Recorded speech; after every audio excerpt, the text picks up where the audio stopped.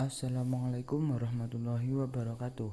Perkenalkan, saya Ato Rahman Aramadan dari Tajwid Fisika 3B IAIN Tulungagung. Kali ini kita akan belajar tentang hakikat fisika dan metode ilmiah. Untuk penjelasannya, simak baik-baik videonya ya. Sebelum kita mempelajari apa itu hakikat fisika, mari kita ketahui dulu apakah sains itu. Sains adalah ilmu pengetahuan yang mempelajari gejala alam melalui pengamatan, eksperimen, dan analisis. Adapun fisika, fisika itu termasuk ilmu sains. Fisika sebagai salah satu cabang dari sains merupakan ilmu pengetahuan yang mempelajari antara materi dan energi dan juga hubungan interaksi antar keduanya. Yang selanjutnya adalah hakikat fisika. Hakikat fisika yang pertama adalah sebagai produk, yang kedua sebagai sikap, yang ketiga sebagai proses. Fisika sebagai produk adalah kumpulan pengetahuan yang dapat berupa fakta, konsep, prinsip, hukum, rumus, teori, dan model. Yang dimaksud fisika sebagai proses adalah langkah-langkah pengamatan, perumusan masalah, penyusunan hipotesis melalui eksperimen, analisis data, dan penarikan kesimpulan. Fisika sebagai sikap, yaitu di mana fisika itu membutuhkan sikap ilmiah yang baik, antara lain seperti rasa ingin tahu, rasa percaya, kreatif, teliti, objektif, jujur, terbuka, mau bekerja sama, dan mau mendengarkan pendapat orang lain. Metode ilmiah.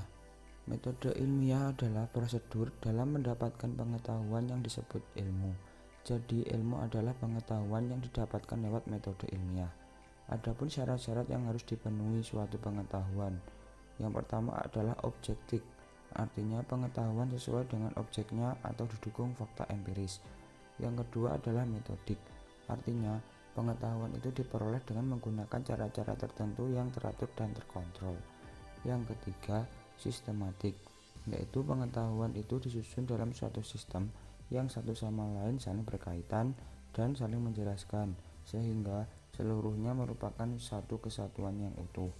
Yang keempat, berlaku umum, artinya pengetahuan itu tidak hanya diamati oleh seseorang atau beberapa orang saja, tetapi semua orang dengan cara eksperimen yang sama akan memperoleh hasil yang sama pula.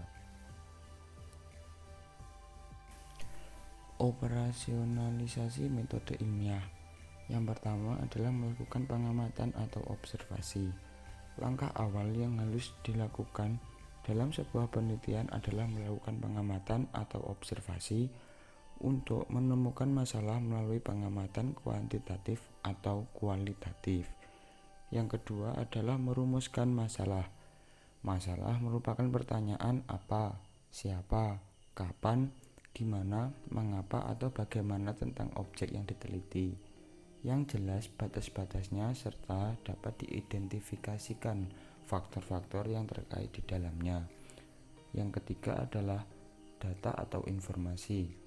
Informasi atau data dapat diperoleh dari literatur, buku, atau informasi yang ada di internet yang sesuai dan mendukung teori dalam pendidikan.